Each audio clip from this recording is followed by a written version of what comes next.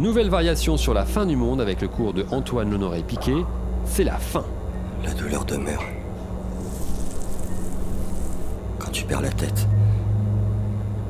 Quand tu perds l'équilibre. Et que le monde s'écroule autour de toi.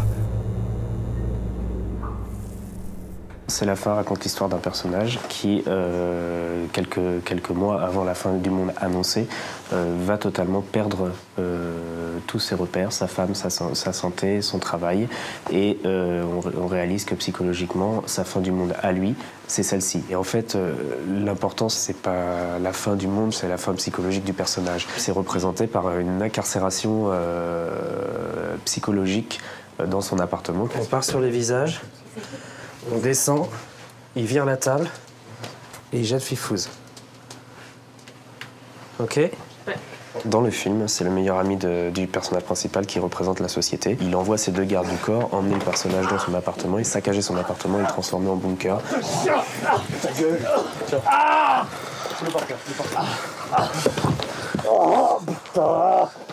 Je fais énormément de plans serrés pour justement créer déjà un enfermement qui est assez malsain. L'idée est totalement d'étouffer le personnage principal. Ça se ressent justement dans les images qui sont forcément serrées et dans lesquelles on cherche quand même une évasion.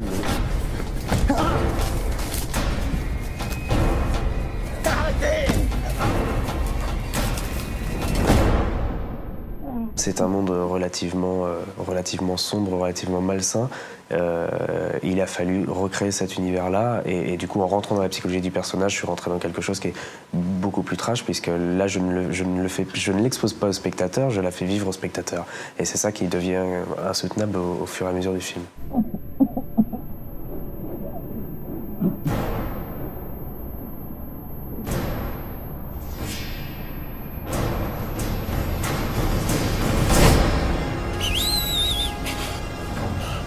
L'ironie de l'histoire, c'est que l'annonce de la fin du monde a rendu totalement fou les gens parce qu'ils y ont cru. Du coup, tous les gens se sont entretués.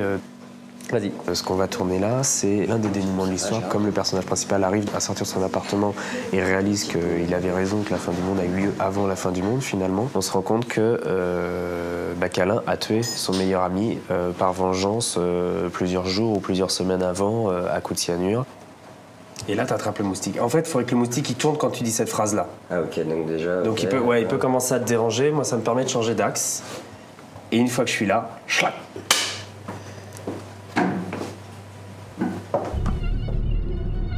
C'est ce qui me fait le plus chier dans cette histoire. C'est du fond de mon bunker.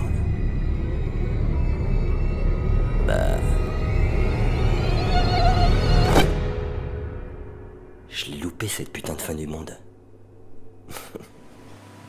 Coupé. Terrible.